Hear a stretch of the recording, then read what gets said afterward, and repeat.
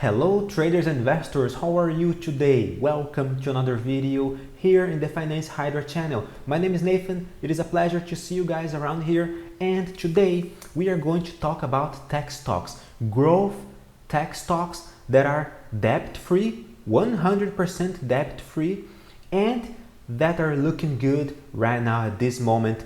Are you already my subscriber?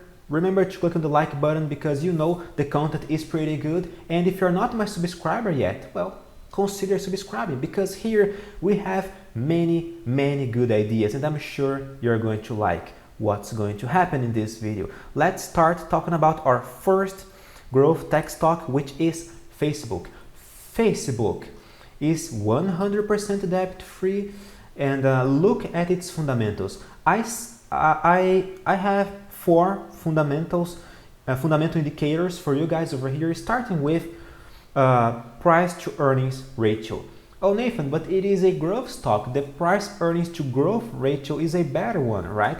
Yes, it is, but I am considering what happened on the past to reach my own conclusions right now today. Okay, so I'm not gonna use the price earnings to growth ratio, but the regular price to earnings ratio. Okay, and Facebook, if you look in the daily chart, Facebook went up a lot since COVID's crash. All right, we went up a lot, and its price to earnings ratio right now is at 20. It's roughly at 24. So this number is quite close to the number seen on April last year. So despite the fact Facebook went up since April, it went up roughly 100%. Its price to earnings ratio is at the same price level, right? It's at the same level. I'm so sorry.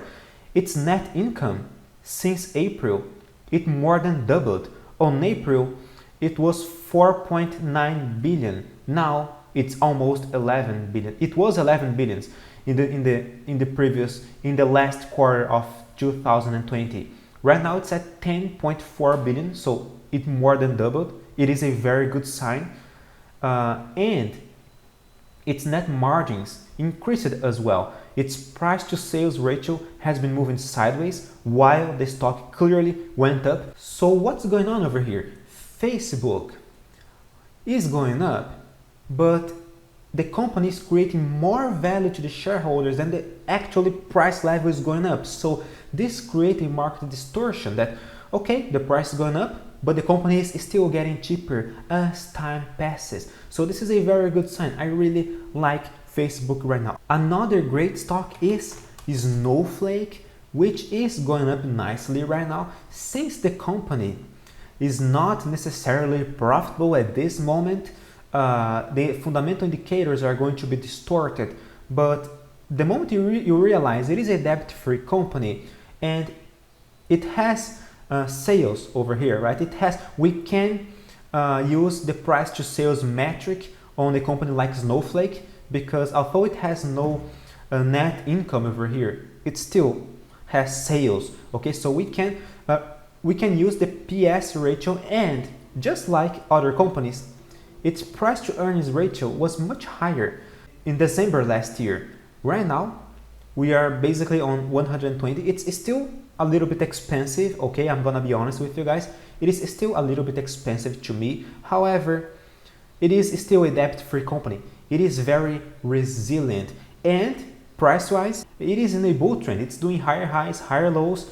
The moment it starts trading for good above this black line over here, the bull trend will be resumed, and probably Snowflake is going to retest all-time high next. This year has been rough for Snowflake, I agree with you, but considering it is a very resilient company, debt-free company, I think even if the markets keep dropping, I think Snowflake is about to at least not drop as much as the markets, because it already dropped a lot this year. So I really like Snowflake. Snowflake is a good one. It's not the best one, but it is a good one.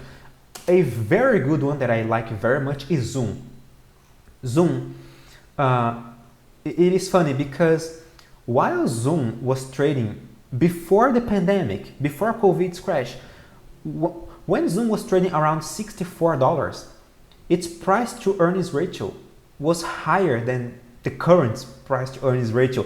And okay, some people still believe, oh, but Zoom is expensive, right? Yes, maybe it is expensive, but its price to earnings ratio is very, very low right now. In fact, it was never that low, right? As crazy as this sounds, Zoom was never that cheap considering this metric.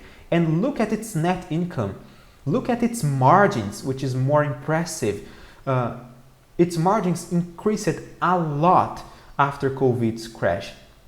And its price to sales ratio down here, which I think you guys don't see because my camera is on the front, but this purple line is the price to sales ratio. Is also at historical, it is at its lowest ratio ever on history. So regardless of how Zoom went up in the past year, right now Zoom is at its cheapest, fundamentally speaking, price level ever. All right, and this looks amazing. Zoom looks amazing. It is a fantastic growth company. Price wise, it's not reacting that much, but if it trades above this black line over here, above this dual resistance level, I think Zoom is going to trigger a midterm reversal sign, and probably we're going to fill this gap over here or even this gap over here. All right, I'm so sorry, this gap was already filled. I'm so sorry. Which was the other gap we had to fill? It's 400 yes, this one. I'm so sorry, this gap over here. I'm so sorry guys, I got a little bit lost over here, but I think Zoom is going to fill these gaps. Okay, I firmly believe that. So our next stock is DoorDash. I really like DoorDash. DoorDash is a great company. Again, it's not a profitable company right now, so we can only analyze its price to sales ratio. But look at this, its price to sales ratio is not necessarily at its historical lows like Zoom, but it feels like it was DoorDash was more expensive after its IPO. Right now it is a little bit cheaper than it was before, and I like the fact that DoorDash is already in a bull trend. It's already doing higher highs, higher lows.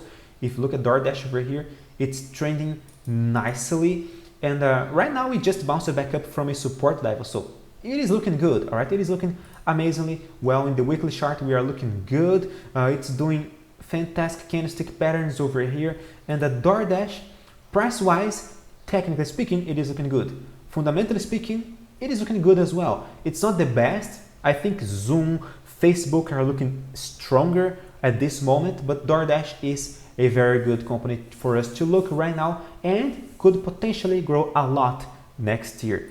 And another great company is Lululemon, which is quite popular right now. Lululemon got popular, and if you look at its price to earnings ratio, we were more expensive on September. Okay, September was the peak of its price to earnings ratio. On September, its PE was around 90, oh my god, 96. Right now is at 63. So despite the fact we are quite close price level speaking, its price to earnings ratio is looking good. Okay, Lululemon got cheaper through time, and its net income is quite stable, right? It's quite stable. I see no particular reason to be impressed by it, but I see no reason to be disappointed as well. And its net margins are looking good, okay, are looking good. It's not the best, but it is looking good. Its price to sales ratio is also looking quite good, okay, just like its price to earnings. We had a peak on September. Right now we drop it, meaning Lululemon is getting cheaper through time. In the weekly chart, we see that Lululemon is reacting over here in a possible support area, which is this black line. This is good. This is all good. I think Lululemon right now is supposed to fly again. And what's interesting, this support level Lululemon is retesting right now was a previous resistance over here on November, December last year. So roughly 1 year later, we are finding this point again as a support level. This is the polarity principle on technical analysis. Okay, previous resistances are going to work as support levels in the future. That's very good. That's fantastic. Another great company is Chipotle Mexican Grill.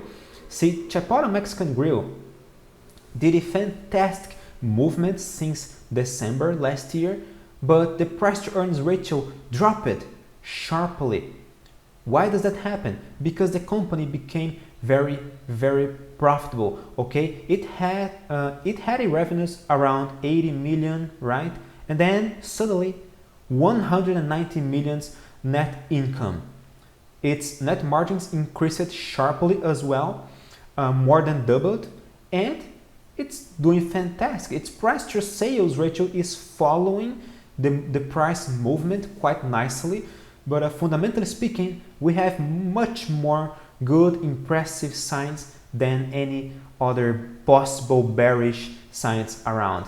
And price-wise speaking, I think Chipotle found its bottom level over here, another bottom level, and in the daily chart, it seems we had a double bottom chart pattern, right?